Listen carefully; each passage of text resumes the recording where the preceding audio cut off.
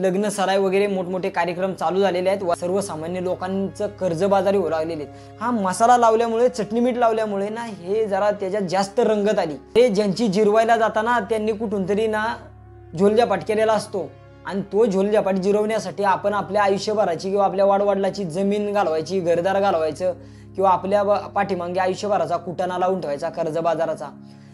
आपल्या मुलाबाळांना जर दारवा माडे जर दाखवून देणार असाल ना तर त्याच्या संसारामध्ये काय सुख नांदणार आहे हो।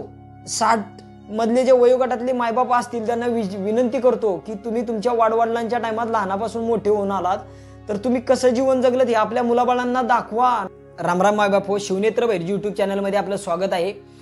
आज आपला विषय असा आहे की लग्न सराई वगैरे मोठमोठे कार्यक्रम चालू झालेले आहेत। वर्षानुवर्षे येणाऱ्या ज्या काही गोष्टी आहेत त्या चालू झालेल्या आहेत आणि मग ह्याच्यात लग्न असतील, बड्डे असतील, ओटी भरवानाचा महिलेचा गरोदर महिलेचा कार्यक्रम असेल, बड्डे असतील, हळदीचा कार्यक्रम असतील, असंख्य जे छोटे छोटे साखरपान, ओटी हळद कुंकू लावण्याचा कार्यक्रम नवरीला असेल, असंख्य जे छोटे छोटे कार्यक्रम होते आज त्याचा जो बाजार उडलाय आणि ह्याच्यातून काय झाला हो, लोक ना डबगायला आलेले आहेत। सर्वसामान्य लोकांचं कर्जबाजारी होऊ लागलेले आहेत। काही लोकांचे घरदार उद्ध्वस्त झाले, घटस्फोट झाला, काही लोकांचे लग्न तुटले, जे ठरलेले लग्न आहेत ती तुटली, काही लोक आपल्यातून सोडून गेले कर्जबाजारामुळे किंवा काही लोकांच्या घरांवरती जप्ती आली, काही लोकांची जमीन गेली, काही लोकांची जमीन दुसऱ्याकडे घाण आहे, अशी अवस्था आहे। मग हे सर्व करायचं तर जग काय म्हणेल किंवा जगासाठी करायला लागलं किंवा बाजूवाल्यांचं किंवा आपल्या नातेवाईकांची जिरवायची म्हणून आपल्याला हे सर्व करावं लागतं। अरे हे कशासाठी रे बाबांनो करायचं? अरे तो पाहणार हे सर्व कार्यक्रम तासाभराचे, 1 दिवसाचे कार्यक्रम तुम्ही आयुष्यभराचा तुमच्या पाठीमागे कुटाणा लावून ठेवता। तो कशासाठी कुटाणा लावून ठेवायचा बाबांनो? अरे ज्यांची जिरवायला जाताना त्यांनी कुठून तरी ना झोलजापाट केलेला असतो आणि तो झोलजापाट जिरवण्यासाठी आपण आपल्या आयुष्यभराची किंवा आपल्या वाडवडिलाची जमीन घालवायची, घरदार घालवायचं किंवा आपल्या पाठीमागे आयुष्यभराचा कुटाणा लावून ठेवायचा कर्जबाजाराचा। तरुणांना एक विनंती करतो, आपल्या वडिलाचं जर हातरून जर छोटा असेल ना तर आपला छोटाच विचार करा। हे मोठा विचार करून काही फायदा नाही। जग काय करतं, विचार करतं ना त्याचं सगळं सोडून द्या। तो कशासाठी करून ठेवायचा?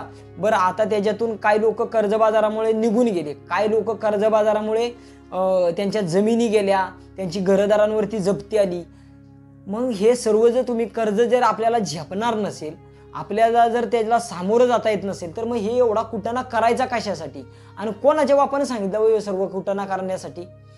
आता काही लोक आपल्याला सोडून गेले ते कसं, तर त्यांच्यावरती वारंवार बँकेचे ते लेटर, बँकेचे जप्ती किंवा बँकेची माणसं वारंवार हप्ता थकल्यामुळे घरी येऊ लागले।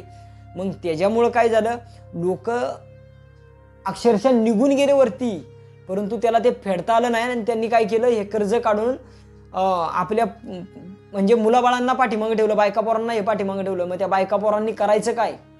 हे कर्ज करून ठेवता आणि मुलाबाळांनी सुद्धा मायबाप हो, तरुणांना एक विनंती करतो, आपल्या वडिलाचं जर हातरून जर छोटा असेल ना तर आपला छोटाच विचार करा। हे मोठा विचार करून काही फायदा नाही। जग काय करतं, विचार करतं ना त्याचं सगळं सोडून द्या। आपल्याला काय योग्य वाटतं आणि आपल्याला किती नंतर चालवता येईल आणि स्वस्ता येईल ह्याचा बारकाईने विचार करा। आपल्या वडिलांवरती सुद्धा आपण फोर्स करतो, जबरदस्ती करतो, बाबा बाप्पा हे बाहेर काय जग चाललंय, आपल्याला जगामध्ये काय फॅट चाललंय हा विचार करा ना जरा। कार्यक्रम मोठा, आमचं हे लग्न, आमचा बड्डे किंवा आमचं हे सर्व कार्यक्रम मोठे भरवाना असेल, हळदी असेल, हे एकदाच आहे। अरे हे एकदा नाहीये बाबा, आयुष्यभराचं तुझ्या मागे कर्जाचा हा ढीग आहे, हा समजून घे तू। जग काय म्हणतं, सगळे कार्यक्रम करा।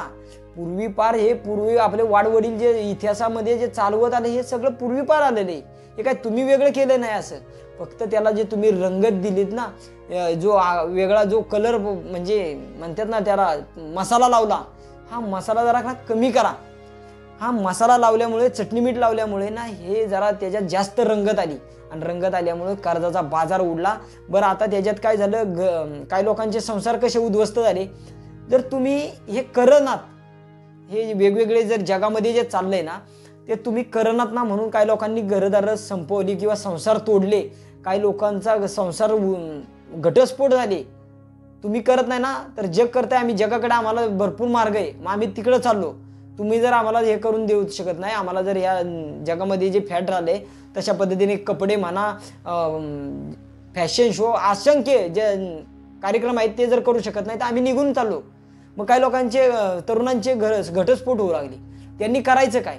अरे बाबांनो, आपण करत असलेले आपले हे जे चाळे आहेत ना मूर्खपणाचे, म्हणजे हे कार्यक्रम हे एवढं करतो तर त्याच्यामुळं गोरगरिबाचा संसार उद्ध्वस्त होणे एवढं तरी करा.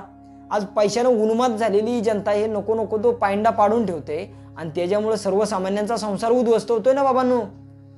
आज सर्वसामान्यांची जनता किंवा ही तरुणाई किंवा ही स्त्री पुरुष हे समजून घेऊ शकत नाहीत, डायरेक्ट संसार उद्ध्वस्त करतायत. आता दुसरी गोष्ट की जो वटी भरवानाचा महिलेच्या गरोदरपणात 7व्या महिन्यामध्ये वटी भरवानाचा कार्यक्रम तो असायचा, तो कितपत साधारणतः आपल्या घरातल्या मायमावल्या तिची वटी भरवान करायचे पूर्वी बरंच चालत आलं, परंतु आता त्याचा बाजार उडला.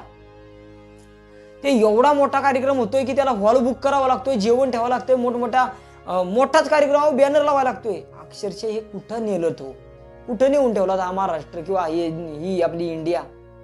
अहो हे स्वस्त आलं पाहिजे आपल्या पोरांना, जरा विचार करा. हे आज जे करून ठेवताय ना ते पुढे चालवता आलं पाहिजे. आणि हा जो बाजार उडलाय ना तो खूप घातक आहे, हा टिकवता आला पाहिजे बाबांनो.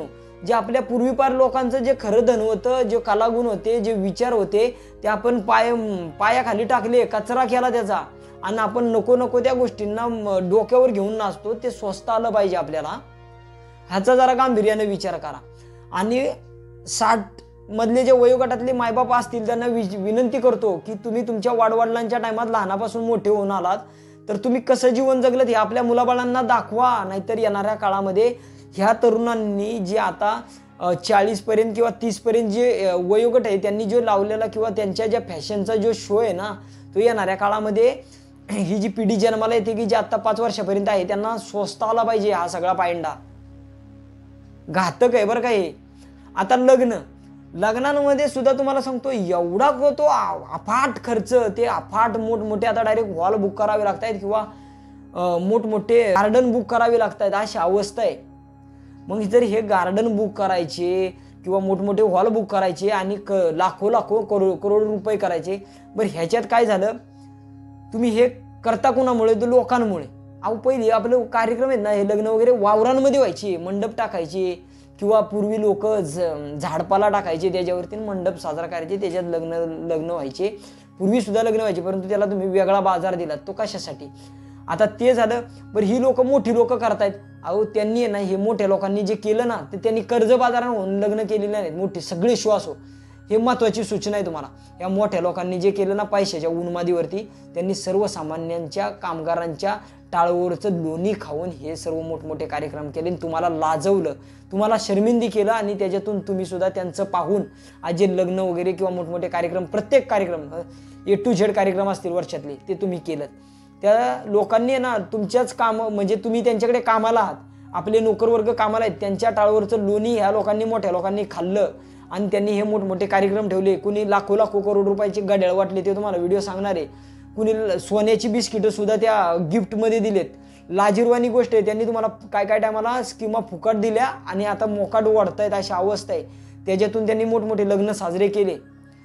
आणि दुसरी आता गोष्ट राहिली, आपण आपल्या शेजाऱ्यांनी नातेवाईकांनी केलंय म्हणून आपण त्याचं जिरवायला करतो. अरे बाबांनो, हे वेड्याचं लक्षण सोडा. आपला हातरून पाहूनच पाय पसरा. त्यानं केलं म्हणून तुम्ही सरी अडकवली म्हणून तुम्ही दोरीनं अडकवून नका घेऊ. तुम्ही आपल्या मुलाबाळाला नंतर सुखान संसार करता आला असं पाहिजे, असं करा. लग्न होऊन जातं तुमच्या दिवसाभराचे किंवा बर्थडे म्हणा, सर्व गोष्टी 1-2 दिवसाच्या होऊन जातात, परंतु तुमचं पोरगं आहे ना आयुष्यभर कर्जाचे हप्ते फेडून रात्रभर ना ते विचारात झोप लागे ना, त्याला गोळ्या खाऊन झोपावं लागते, अशी अवस्था आहे. तुमच्या शेजाऱ्यानं केलं ना म्हणून तुम्ही करू नका. त्यांनी केलं त्या पैशाच्या उन्मादीवरती लोकांचा पैसा हडप करून केलं, परंतु तुम्ही आहे ना त्याचं पाहून ते करू नका. त्यांनी केलं म्हणून आपण त्याची जिरवायला त्यानं केलं ना तर त्यानं आता आपलं पाहत बसावं, जिरवायचीच त्याची, त्याने बघतच बसावं असा कार्यक्रम मी करणार आहे. आणि म्हणून कर्ज बाजाराने बँकांचे कर्ज काढायचे, नको त्या गोष्टी करायच्या. आता ते झालं बँकांचं. आता काय लोकांची लग्न कशी तुटली, तर काय लोक समोरचे ज्या 2 पार्ट्या असतात, मग वधू आणि वर, मग इकडचं जर नवरी मुलीच्या जर त्या लोकांनी जर अपेक्षा ठेवल्या की तुम्ही जर असे हॉल बुक करणार, असे जेवण ठेवणार, अशा पार्ट्या ना असं काय गोष्ट, तर तुम्ही जर हे करणार नसाल समोरची लोक, तर आम्ही लग्न काय मुलगी देऊ शकत नाही, अशी अवस्था आहे. मग ह्याच्यासाठी लाजेने किंवा आपल्या मुलाचं लग्न कुठेतरी करायचंय म्हणून ही लोक कर्जबाजारी होऊन हे सर्व करतायत, करावं लागतंय. अरे मायबावले तुम्हाला विनंती करतो, हे बदला. हे जर आज बदलणार नसाल ना तर तुम्हाला सांगतो तुमच्यासाठी तुम्हाला हे येणाऱ्या काळामध्ये काटे टोचतील. प्रत्येक जण ना ह्या अटी शर्ती ठेवेल आणि तुम्हाला ना विष खाऊन मरायची वेळ येईल अशी. हे थांबवा कुठंतरी. हे जर थांबवलं नाहीत ना तर अवघड परिस्थिती. आता राहिली दुसरी गोष्टीमध्ये किंवा प्रत्येक कार्यक्रमांमध्ये आता तुम्ही फटाक्यांचा बाजार उडवता, लाखो लाख रुपये त्याला खर्च करता हो फटाक्या लोकांना दाखवायसाठी डीजे आणि फटाका. अहो तुमच्या एक तासाभराचा कार्यक्रम होतो, परंतु तासाभरासाठी ना तुम्ही त्या फटाक्यांमध्ये प्रदूषण जे करता ना तुमच्या आयुष्यभराची बरबादी करता. त्याच्यातून जो आता येणाऱ्या काळामध्ये ना वायू जो बाहेर पडतो ना तुमच्या फुफ्फुस बरबाद होत आहेत. तुम्ही दवाखान्यांच्या खेपा घालून आहे ना तुम्ही हा कार्यक्रम केला, तिथं कर्जबाजारी झाला, दवाखान्यांमध्ये गेला तिथं चिरपाड झाली, तिथं तुमचे पैसे गेले. असंख्य गोष्टी तुम्ही करून ठेवल्यामुळे तुमच्या आयुष्याची बरबादी करून घेताय. डीजे तुमच्या कानांचे पडदे गेले, तुमचे झटके लोकांना अटॅक येऊ लागले, असंख्य गोष्टी येऊ लागल्या. तुम्ही कशासाठी करता त्या? आणि थोर पुरुषांच्या जयंत्या साजऱ्या ते करत असताना त्यांचे विचार तुम्ही आत्मसात करू शकत नाही, पण त्यांचे डीजे लावून मोकाट धिंगाणा करू शकता, पण तुम्ही हरिनाम करू शकत नाही, त्यांचे विचार लोकांसमोर मांडू शकत नाही. ही दुर्दैवाची गोष्ट आहे. त्याच्यामुळे समाजाने सुद्धा ह्या पूर्वीचे जे लोक होते हरिनाम होतात तो राबवा. हे नंगानाच धिंगाणा हे दारूवा माड्या सर्व बंद करा. आता दारू राहिली, दारू सुद्धा पाण्यासारखा तुम्ही पैसा ओतता, पाण्यासारखा लोकांना दारूवा माड्या खर्च करतात, ते थांबवा आणि हरिनामाच्या गोष्टी तिथं राबवा. आपल्या मुलाबाळांना जर दारूवा माड्या जर दाखवून देणार असाल ना तर त्याच्या संसारामध्ये काय सुख नांदणार आहे हो? ते कर्जबाजार होऊन मरणारे आणि झुरून मारणारे ते सुखांना नांदू शकत नाही. त्याच्यासाठी हरिनाम तिथे बसवा, हरिनाम दाखवा लोकांना, तर त्यांचा संसार आहे ना आनंदात सुखाने. कारण की तुमचे विचार सुसंस्कार सुसंस्कृत असाल म्हणून तुम्ही ते सर्व कराल. आता काय चुकलं असेल माझ्यापासून, मी स्टेप बाय स्टेप मांडलंय, काय चुकलं असेल तर मला माफ करा. शिवनेत्र भाईजी यूट्यूब चॅनलवर जर पहिल्यांदाच असाल तर सबस्क्राईब करा आणि शेअर करा. ह्या लग्नाच्या गोष्टी किंवा कार्यक्रमांच्या गोष्टी लोक सावध व्हावे याच्यासाठी सर्वांनी शेअर करा.